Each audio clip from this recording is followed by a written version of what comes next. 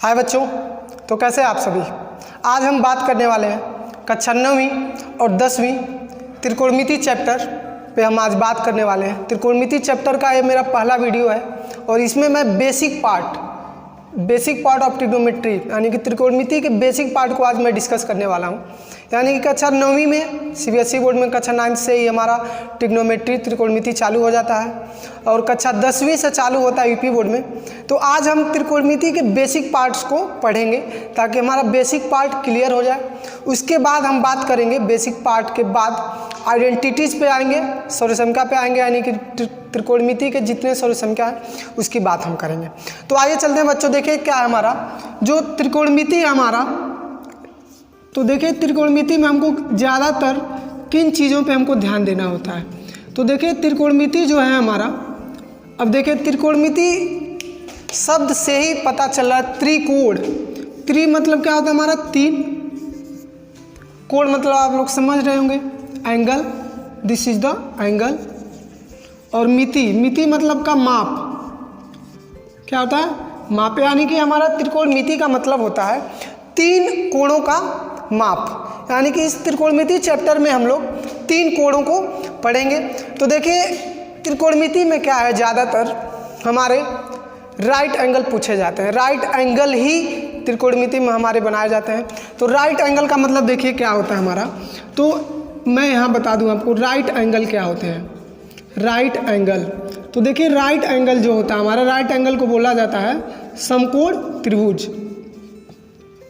समकोण त्रिभुज, समकोण बोला जाता है राइट एंगल को, यानी कि राइट एंगल ट्रायंगल।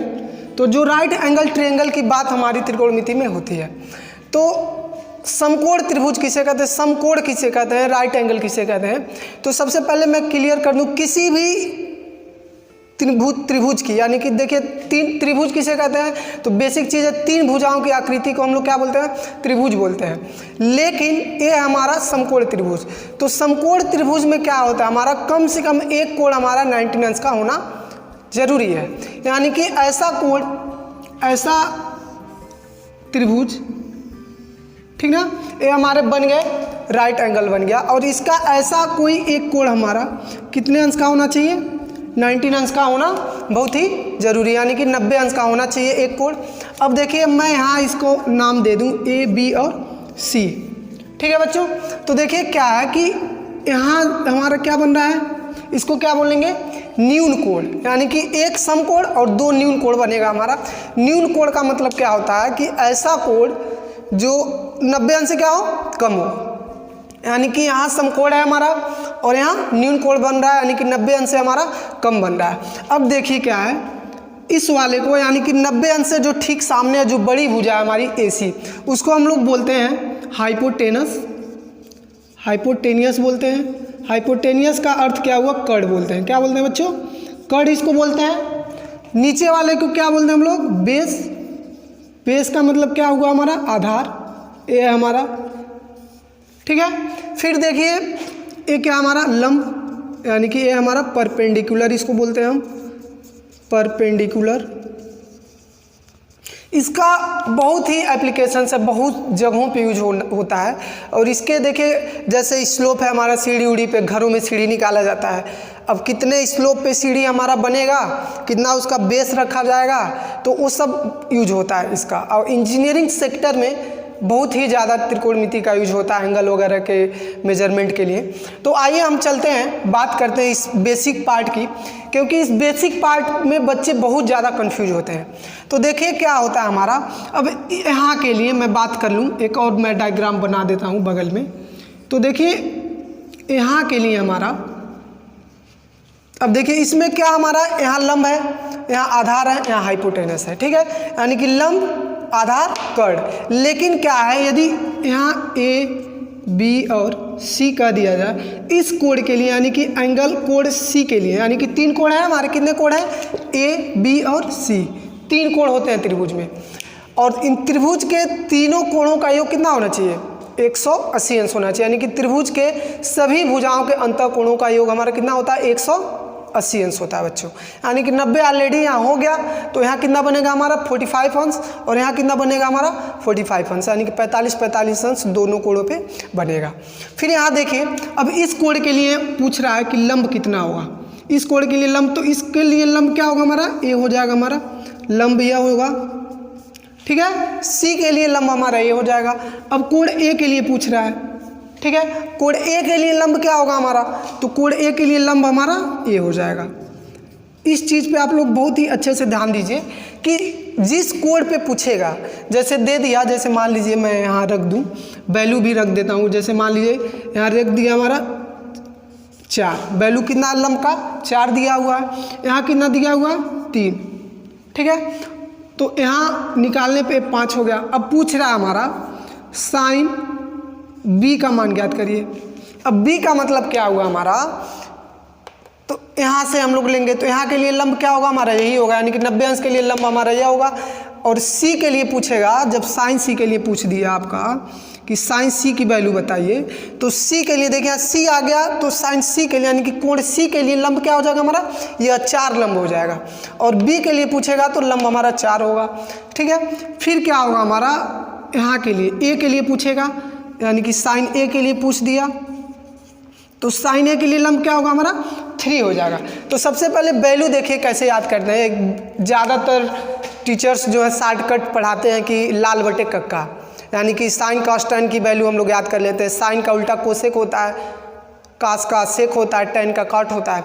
तो इसका याद करने के लिए, यानी कि हमको ये सब निकालने के लिए इसका बेसिक पार्ट याद करना पड़ेगा, यानी कि कुछ फार्मूले हैं तो उसको याद करना पड़ेगा हमारा। जैसे देखिए अधिकतर बुकों में या अधिकतर अध्यापक लोग इसको शॉर्टकट से बताना चाहते हैं, लाल बटे कक्का से बताना चाहते हैं। कोचिंग इंस्टीट्यूट में भी लोग बताते हैं, विद्यालयों में भी टीचर्स ज़्यादातर इसी ट्रिक का उपयोग करते हैं। तो देखिए क्या हमारा एल ए एल बटे के ए, यानी कि देखिए क्या है, लाल बटे जो कक्का है हमारा, तो यानी कि पहला एल बटे के जो है हमारा, इसको हम लोग क्या करेंगे साइन मानेंगे, दूसरा ए बटे के जो है इसको कॉस, और तीसरे को टेन, ठीक है। तो इसको ज़्यादातर हम साइन कॉस और टेन लेंगे। अब देखिए क्या साइन का मतलब क्या हुआ हमारा, यानी कि एल क्या है हमारा लंब है, एल को लंब कहेंगे, ए को क्या कहेंगे हम आधार, और के को क्या कहेंगे हम लोग कॉर्ड कहेंगे। के क्या हमारा कॉर्ड है, तो साइन थीटा बराबर क्या होगा हमारा लंब बटे कॉर्ड, क्या हो जाएगा हमारा लंब बटे कॉर्ड। और जो इसका उल्टा होता है यानी कि कोसेक, तो कोसेक थीटा हमारा क्या होगा कॉर्ड बटे लंब हो जाएगा। ये हमारा कॉर्ड बटे लंब हो गया। अब देखिए कोसेक का क्या हो गया हमारा कॉर्ड बटे लंब, ठीक है। फिर आगे क्या आएगा हमारा लंब बटे आधार, यानी कि ये हमारा साइन और कोसेक का हो गया, यानी कि पहला साइन और साइन का उल्टा क्या हो जाएगा कॉर्ड बटे लंब, कोसेक हो जाएगा। उसके बाद हम चलते हैं कास पे, तो कास थीटा के लिए क्या हो जाएगा हमारा, तो कास थीटा के लिए आधार बटे कॉर्ड, आधार बटे कॉर्ड हो जाएगा हमारा। अब कास का क्या होता है सेक हो जाएगा, इसका उल्टा कॉर्ड बटे आधार हो जाएगा, यानी कि कॉर्ड बटे आधार, ठीक है। ये हमारा दोनों हो गया। उसके बाद फिर क्या होगा हमारा टेन पे आएंगे हम लोग, तो टेन पे क्या हमारा टेन का नीचे लिखेंगे tan theta is equal to, तो टेन का क्या हमारा लंब बटे आधार, टेन का हमारा क्या होगा लंब बटे आधार, और टेन का उल्टा क्या हो जाएगा हमारा कॉट हो जाएगा, यानी कि कॉट का क्या लिखेंगे हम लोग cot theta is equal to आधार बटे लंब, आधार बटे लंब, ए इसका उल्टा हो जाएगा हमारा, ठीक है। अब बात हम कर लिए इसका, ठीक है बच्चों। अब हम आते हैं इस पे, तो देखिए साइन बी, तो साइन का क्या होता है हमारा लंब बटे कॉर्ड होता है हमारा, साइन का लंब बटे कॉर्ड होता है। तो देखिए साइन बी के लिए, बी के लिए लंब क्या हमारा ये होगा 4, तो यहाँ हम लोग लिखेंगे 4, कॉर्ड कितना है 5, तो ये हमारा कॉर्ड है, तो 4 बटे 5 होगा। अब साइन सी के लिए देखिए, साइन सी के लिए लंब क्या है ए है, तो 4 हो जाएगा, कॉर्ड कितना होगा 5 ही होगा, कॉर्ड नहीं बदलेगा हमारा। ए के लिए लंब क्या हमारा, अब ए के लिए लंब हमारा ये देखिए यहाँ सी है, सी देखिएगा आप लोग। तो ए के लिए लंब क्या हमारा 3 है, ए के लिए क्या है लंब, इसके लिए यह लंब है ना, तो ए के लिए हमारा 3 लंब है, कर्ण कितना है 5, यानी कि अलग अलग कोण के लिए हमारी अलग अलग वैल्यू होती है। तो देखिए क्या है कि अब किसी के सवाल में हमारे 2 ही दिए होंगे, लंब दिया होगा, बेस दिया होगा, कर्ण निकालना है, या कर्ण और आधार दिया होगा, लंब निकालना है, या लंब कर्ण दिया होगा, आधार निकालना है। तो 3 सूत्र और मैं आपको बता दूं बेसिक पार्ट का, कि उन तीनों सूत्रों को आप लोग लंब कर्ण आधार निकालने के लिए यूज कर सकते हैं। तो जैसे देखिए यदि कर्ण निकालना हो हमको, कर्ण निकालने के लिए तो क्या होता है हमारा, कर्ण का स्क्वायर इक्वल टू लंब का स्क्वायर प्लस आधार का स्क्वायर, ये हमारा आधार है और लंब का स्क्वायर हो जाएगा एक कर्ण निकालने के लिए, यानी कि लंब जो है उसका स्क्वायर कर देंगे और आधार का स्क्वायर कर देंगे और कर्ण पे स्क्वायर कर देंगे, हमारा कर्ण निकालने का फॉर्मूला है। फिर हम बात कर लेते हैं इस पे लंब निकालने का, लंब स्क्वायर इक्वल टू कर्ण का स्क्वायर माइनस आधार का स्क्वायर, ये हमारा हो गया लंब निकालने का। अब लंब निकालने का हो गया हमारा और कर्ण, अब आधार निकालने की बात कर ले तो आधार निकालने के लिए क्या होगा, आधार का स्क्वायर इज इक्वल टू कर्ण का स्क्वायर माइनस लंब का स्क्वायर, ये हमारा 3 फार्मूले हो गए। अब देखिए क्या होता है ना कि जब स्क्वायर जब हटता है तो आगे पे क्या चढ़ जाएगा हमारा, कर्ण चढ़ जाएगा, स्क्वायर रूट चढ़ जाएगा, अंडर द रूट चढ़ जाएगा। जैसे देखिए यहाँ यदि कर्ण की बात करूँ मैं तो यहाँ इस फिगर की बात करूँ मैं तो कर्ण क्या हमारा AC है, तो क्या हो जाएगा हमारा AC इक्वल टू, अब स्क्वायर जब कर्ण पर से हटेगा तो उधर क्या चढ़ जाएगा, अंडर द रूट चढ़ जाएगा हमारा। लंब का स्क्वायर, लंब क्या हमारा AB का स्क्वायर प्लस आधार कितना हमारा BC, तो क्या हो जाएगा हमारा BC का स्क्वायर। अब इस पर मैं आपको एक क्वेश्चन हल करा देता हूं कि लंब कैसे निकलेगा, कर्ण कैसे निकलेगा और आधार कैसे निकलेगा, और इसी बेसिक पार्ट में आपको 1 या 2 न्यूमेरिकल आपको सॉल्व करा देता हूं मैं। तो आइए चलिए देखते हैं हम पहला क्वेश्चन क्या है हमारा। इसमें हम 2 क्वेश्चन सॉल्व करने वाले हैं और ये दोनों क्वेश्चन हमारे NCERT के हैं। तो देखिए सबसे पहले हम सेकेंड क्वेश्चन को सॉल्व करते हैं। तो देखिए हमारा क्या लिखा है, त्रिभुज ABC में जो कोण B है वो कितने अंश का है, 90 अंश का, यानी कि जो 90 अंश का हमारा कोण बनेगा वो किस पे बनेगा, कोण B पे बनेगा हमारा, तथा AB और BC कितना है 5 सेंटीमीटर है, 5 सेंटीमीटर। तब साइन A व tan C के मान ज्ञात कीजिए। तो सबसे पहले हम इसका डायग्राम बनाते हैं, हल करते हैं इसको, देखिए कैसे। तो इसका डायग्राम हम A बना लिए, चलिए। अब देखिए क्या कर रहा है, कोण B पर 90 अंश, यानी कि जो 90 अंश बनेगा हमारा उसको क्या लेंगे, B मानेंगे। B पे क्या बनेगा हमारा 90 अंश बनेगा। यहाँ अब A हो गया, यहाँ C हो गया हमारा, ठीक है। अब देखिए क्या रहा है, AB और BC जो है 5 सेंटीमीटर का है। AB जो है हमारे 5 सेंटीमीटर हो गया और BC कितना हो गया, 5 सेंटीमीटर हो गया। अब देखिए क्या निकालना पड़ेगा इसमें हमको, कर्ण तो निकालना पड़ेगा, कर्ण नहीं दिया हुआ हमारा, यानी कि AC की वैल्यू नहीं दिया हुआ है। तो हम आपको बताए थे कि जब कर्ण निकालना हो हमें तो क्या करते हैं, कर्ण का स्क्वायर इज इक्वल टू आधार का स्क्वायर प्लस लंब का स्क्वायर, यानी कि लंब का स्क्वायर और आधार का स्क्वायर जोड़ देंगे हम तो कर्ण हमारा निकल जाएगा। तो देखिए क्या हो जाएगा हमारा, कर्ण का स्क्वायर आधार का स्क्वायर यानी कि 5 का स्क्वायर करेंगे, आधार दिया हुआ हमारा, प्लस लंब कितना दिया हुआ है 5 दिया हुआ है तो 5 का स्क्वायर करेंगे। फिर हम करेंगे कर्ण का स्क्वायर, 5 का स्क्वायर 25 और 5 का स्क्वायर 25, ये हो गया हमारा 25 और 25 हो गया। अब क्या करेंगे हम, कर्ण पर से स्क्वायर को हटाएंगे तो उस पर क्या चढ़ जाएगा हमारा, कर्ण चढ़ जाएगा, 25 प्लस 25 हो जाएगा हमारा। अब क्या करेंगे, कर्ण equal to under the root, और 25 क्या जोड़ेंगे हम लोग, जोड़ देंगे, ऐड कर लेंगे, 25 50 कर लेंगे। अब 50 को अंडर द रूट से यानी कि स्क्वायर से, कड़ी से बाहर निकालेंगे तो क्या करेंगे, पेयर बनाने की कोशिश करेंगे तो क्या होगा हमारा,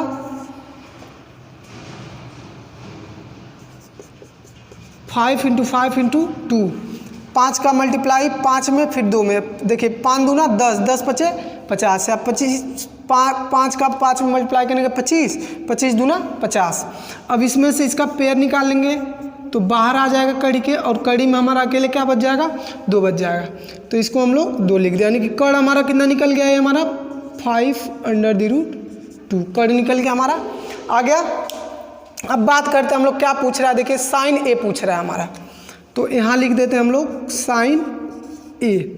अब देखिए ए के लिए जैसे मैंने बताया है पीछे कि ए के लिए उसके सामने ए कोण के लिए जो ए के सामने रहेगा वो हमारा क्या होगा, लंब होगा।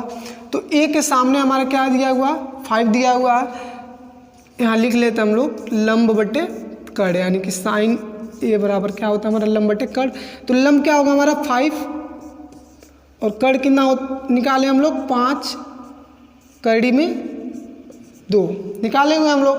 तो देखिए 5 से 5 हमारा कट जाएगा, क्या बचेगा हमारा ऊपर 1 बटे कड़ी में 2। ये हमारा साइन ए का वैल्यू हो गया, साइन ए की वैल्यू ये हमारी हो गई, ठीक है। फिर हम बात कर लें tan सी की, tan सी पूछ रहा है हमारा, तो tan सी निकालने के लिए हमको क्या करना पड़ेगा, देखिए tan सी।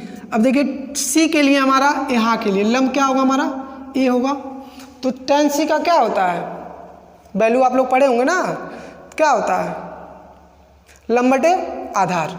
तो tan की वैल्यू क्या होती है हमारी लंब बटे आधार।